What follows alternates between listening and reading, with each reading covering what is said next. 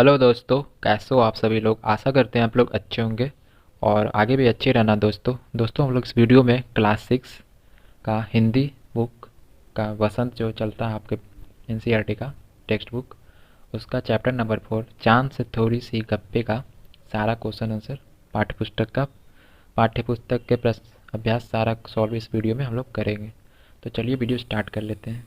तो इसमें पहला क्वेश्चन है प्रश्न संख्या 1 में, आप पहने हुए हैं कुल आकाश के माध्यम से लड़की कहना चाहती है कि। तो इसमें क में है, चांद तारों से जुड़ी हुई चादर ओढ़कर बैठा। ख में है, चांद की पोशाक चारों दिशाओं में फैली हुई है। आप किसे सही मानते हो? तो इसका उत्तर हम लोग लिखेंगे, लड़की यह बताना चाहती है कि संपूर्ण आकाश तुम्हारे चारों ओर है। ऐसा लगता है कि जैसे यह संपूर्ण आकाश ही तुम्हारा वस्त्र है जिस पर सितारे जड़े हैं। और प्रश्न संख्या 2 में है, कवि ने चांद से गप्पे किस दिन लगाई होगी। इस कविता में आई बातों की मदद से अनुमान लगाओ और उसका कारण भी बताओ। तो इसमें है, ऊपर में दिन है, इसमें कारण दिया हुआ। तो यहाँ हो जाएगा पूर्णिमा। तो पूर्णिमा का हम लोग लिखेंगे क्या? पूर्णिमा में चांद पूरी तरह गोल नजर आता है, इसका कारण हो जाएगा। अष्टमी से पूर्णिमा के बीच, तो इसका कारण लिखेंगे, चांद तिरछी नजर आता है।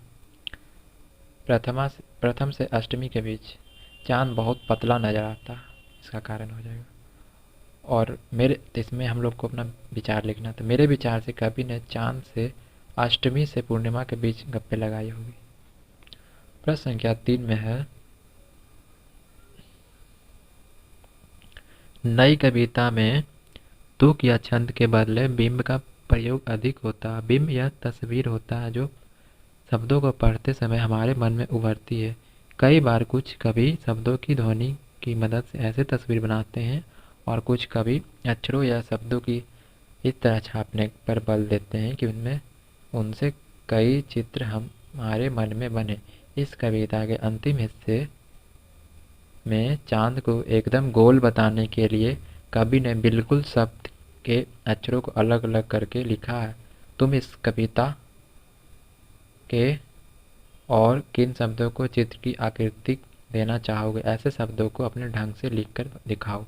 तो इसका उत्तर हम लिखेंगे, चांद गोल मटोल तिरछे। और इसी पाठ से अनुमान अनुमान और कल्पना में है। प्रश्न संख्या 1, कुछ लोग बड़ी जल्दी चिढ़ जाते हैं। यदि चांद का स्वभाव भी आसानी से चिढ़ जाने का ही हो तो वह किन बातों से सबसे ज़्यादा चिढ़ेगा? चिढ़ कर वह उन बातों का क्या जवाब देगा? अपनी कल्पना से चांद की ओर से दिए गए जवाब लिखो। तो इसका उत्तर हम लिखेंगे, यदि चांद का स्वभाव आसानी से चिढ़ जाने का हो तो वह तिरछे कहे जाने पर जरूर चिढ़ेगा। घटने बढ़ने की बीमारी की बात सुनकर भी उसे बहुत गुस्सा आएगा। वह चिढ़कर यही जवाब देगा कि यह तिरछा नहीं है और ना ही उसे घटने बढ़ने की बीमारी है। यह हमारी नज़रों का फेर है कि वह हमें तिरछा नज़र आता है। शायद वह हमें यह भी कहेगा कि हमारी नज़र ठीक करवाने के लिए डॉक्टर के पास जाकर चश्मा लगवा लो। प्रश्न संख्या 2 में है, यदि कोई सूरज से गप्पे लगाए तो क्या लिखेगा? अपनी कल्पना से गद्य या पद में इस तरह के कुछ और गप्पे निम्नलिखित में से किसी एक या दो करके लिखो। पेड़, बिजली का खंभा, सड़क, पेट्रोल पंप। तो इसमें पहला है, सूरज से गप्पे का ये, अरे सूरज भाई इतने क्यों नाराज हो? पता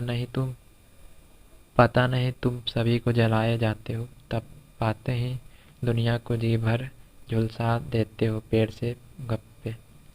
तो इसमें होगा पेड़ से। तो इसमें हो जाएगा, कभी लाल तो कभी सफ़ेद चांदी से नजर आते हो, तुम सदा ऊपर जाने देते हो बड़े बड़े वाहनों, क्या तुम कैसे इतना पीड़ा सहते हो? कब पेड़ से गप्पे में होगा, ए ए पेड़ तुम हो कितनी कल्याणकारी छाया देते हो, भोजन देते हो वर्षा का हो आधार। सड़क, हे सड़क तुम कितनी शक्तिशाली हो, तुम्हें इतनी सहनशीलता कहाँ से आई? घ में है पेट्रोल पंप, हे पेट्रोल पंप, तुम्हारे अंदर कितना तेल समाया है, यह कभी खत्म होने का नाम नहीं लेता। तेरे कारण सारी दुनिया सड़कों पर दौड़ रही है। तुम में यह शक्ति कहाँ से आई है? अंगा में है बिजली का खंभा। हे बिजली के खंभे, सिर पर तारों का जाले, तुम क्यों लंबे खड़े हो, करंट मारते खूब हो। भाषा की बात इसी चैप्टर से प्रश्न संख्या 1 में है। चांद संज्ञा है, चांदनी रात में चांदनी विशेषण है। नीचे दिए गए विशेषणों को ध्यान से देखो और बताओ कि पहला क में कौन सा प्रत्यय जुड़ने पर विशेषण बन रहे हैं। ख में इन विशेषणों के लिए एक एक उपयुक्त संज्ञा भी लिखें। इसमें है गुलाबी पगड़ी, मखमली घास, कीमती गहने, ठंडी रात, जंगली फूल, कश्मीरी भाषा। तो इसका उत्तर हम लोग लिखेंगे। ये सभी विशेषण ई प्रत्यय जुड़ने से बने हैं। गुलाबी पगड़ी, मखमली घास, कीमती गहने, ठंडी खीर, जंगली जानवर, कश्मीरी कन्या। प्रश्न संख्या 2 में है गोल मटोल, गोरा चिट्ठा। कविता में आए शब्दों के इन जोड़ों में अंतर यह है कि चिट्ठा का अर्थ सफ़ेद और गोरा से मिलता जुलता है, जबकि मटोल अपने शब्द में कोई शब्द नहीं होता है। यह शब्द मोटा से बनना है। ऐसा चार चार शब्द युग्म सोचकर लिखो और उनमें वाक्यों में प्रयोग करो। तो इसका हो जाएगा, पहला हम लोग कहेंगे खाना बाना, चाय बाय, पानी बानी और मोल तोल। तो इसका हम लोग शब्द बनाएंगे खाना बाना का। खाना बाना तो अच्छा ही बना है।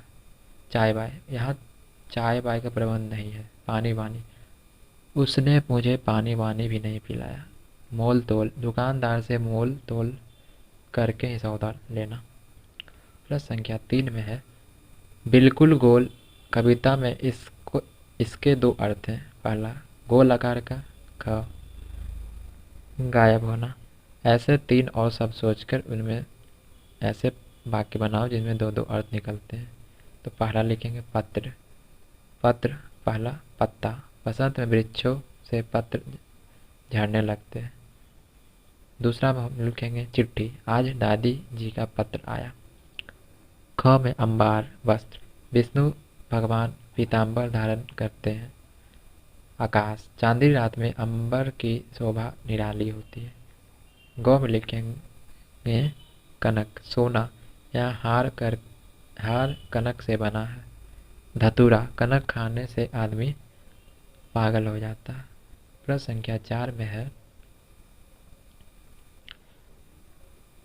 ताकि, जबकि, चूंकि, हल्की। कविता की जिन पंक्तियों में ये शब्द आए हैं उन्हें ध्यान से पढ़ो। ये शब्द दो वाक्य में जोड़ने का काम करते हैं। इन शब्दों का प्रयोग करते हुए दो दो वाक्य बनाओ। तो पहला उत्तर हो जाएगा इसका का ताकि का हो जाएगा आयुष मेहनत कर रहा है ताकि परीक्षा में प्रथम आ सके। दूसरा हो जाएगा तुम दवाई खा लो ताकि सुबह स्कूल जा सको।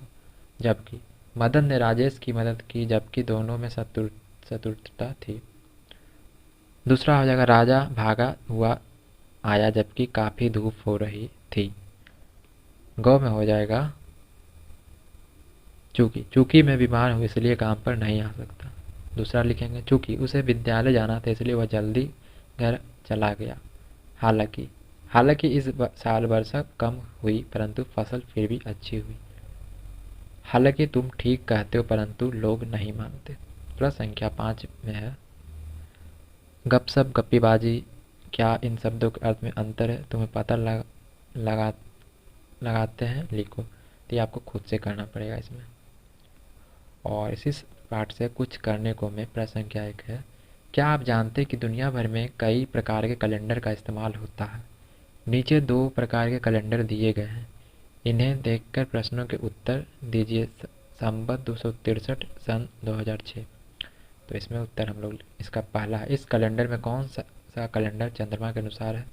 दूसरा क्या आपके पास आसपास इन दोनों कैलेंडर का इस्तेमाल होता है? यदि हाँ तो किन किन मौके पर? तीसरा कृष्ण पक्ष और शुक्ल पक्ष का क्या अर्थ होता है? तो इसका उत्तर हम लोग लिखेंगे इन कैलेंडरों में संवत 2063 वाला कैलेंडर चंद्रमा के अनुसार है। दूसरा लिखेंगे हाँ हमारे आसपास दोनों कैलेंडरों का इस्तेमाल अंग्रेजी महीने की तारीख देखने के लिए होता है। तीसरा हम लिखेंगे कृष्ण पक्ष का अर्थ है महीने का वह पक्ष जिसमें 15 दिन जो पूर्णिमा के अगले दिन से लेकर अमावस्या तक होता है, तथा शुक्ल पक्ष अमावस्या के अगले दिन यानी प्रतिपदा से लेकर पूर्णिमा तक होता है। प्रश्न संख्या 2 में चांद और सूरज से संबंधित कुछ कविताओं के बारे में जानकारी संग्रह करके कक्षा में शिक्षक को सुनाएं। तो ये तो आपको शिक्षक को सुनाना पड़ेगा, तो आपको स्वयं से करना पड़ेगा। तो दोस्तों हम लोगों ने इस वीडियो में क्लास 6 बसंत चैप्टर 3 जो कि है एनसीईआरटी का बुक बसंत है, उसका चैप्टर नंबर 3 हिंदी का जो उसका चांद से थोड़ी गप्पे का सारा क्वेश्चन आंसर इस वीडियो में सॉल्व किए। तो मिलते हैं अगले वीडियो में। अगर आपको वीडियो हेल्पफुल लगा तो आप प्लीज़ हमारे चैनल को सब्सक्राइब करना ना भूलें।